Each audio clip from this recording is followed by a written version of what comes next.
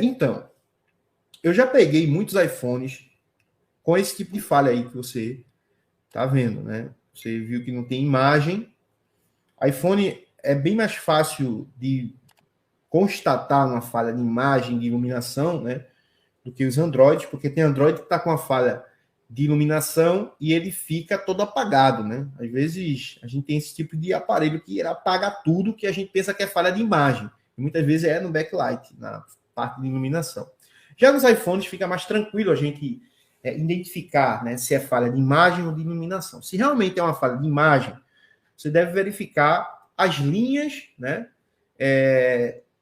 que estão relacionadas à parte de imagens, tensões, para a imagem, as tensões de habilitação, né, 1.8 volts, a VDD e tudo mais.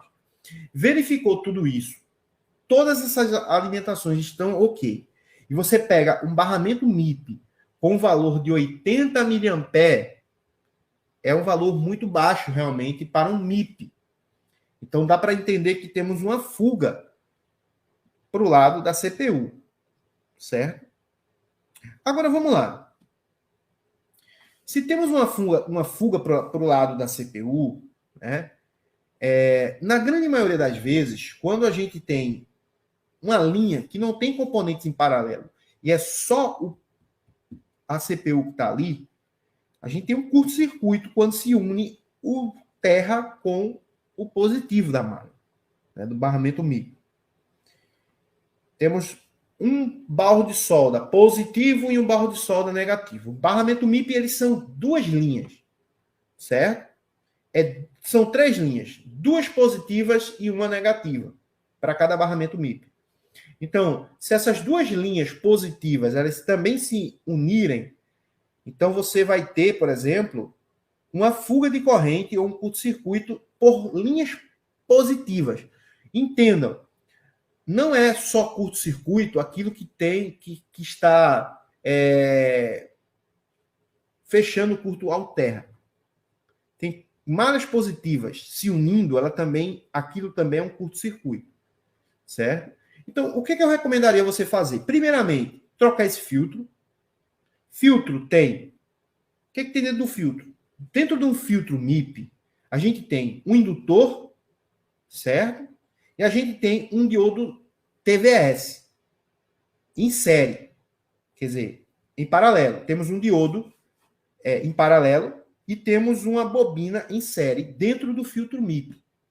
Então, o filtro MIP pode causar também uma fuga de corrente ou um curto-circuito, porque ele está ligado com a parte... Ele vai estar ligado ali, né, em série, porém, na sua estrutura, ele está com um diodo ligado em paralelo. Certo? Então, o que eu recomendaria você fazer? Tira esse filtro aí, né? Pode ter acontecido alguma coisa com ele também. Em via das dúvidas, provavelmente não vai ser o filtro, mas como a gente trabalha com eletrônica, em eletrônica, né, sempre a gente pega algumas surpresas, tira o filtro e faz uma medição sem o filtro. Se acontecer a mesma coisa, então, realmente, diagnóstica por CPU. Se tratando da Yachun, a CPU do iPhone ela é muito mais sensível do que uma CPU de Android. Isso é fato. Depois que você pegar a técnica com a CPU de Android e você vai fazer uma CPU de iPhone, provavelmente a primeira e a segunda você vai botar ela para falar com Jesus mais cedo. Certo? Por quê?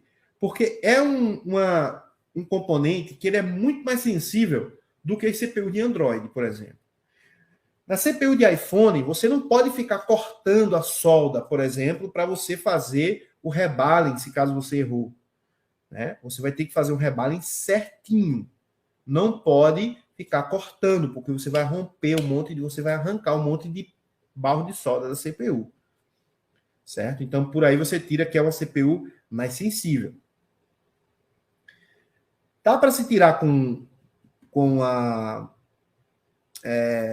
Yachun? Ó, eu nunca fiz, né, CPU de iPhone com Yachun.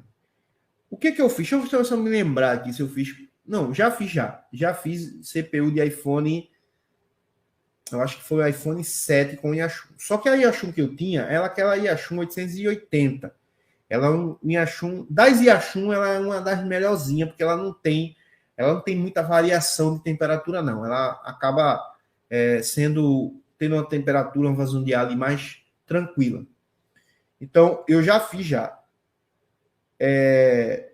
Pode dar certo, pode dar errado, pode dar certo, pode dar errado, né? Só que assim, eu recomendaria você adquirir uma Quick, né? Ou uma Atem no primeiro momento que você tiver uma oportunidade. Porque em reparos de iPhone, por exemplo, você vai necessitar de uma ferramenta que tenha uma qualidade melhor, certo? Se você for tirar codec de áudio, por exemplo, com Yashun, você pode criar solda fria na baseband. Isso aí acontecia sempre comigo, né? Quando eu utilizava aí a Yashun 850, por exemplo, para tirar codec, vez ou outra ali causava uma solda fria na baseband. Então, realmente é complicado, né?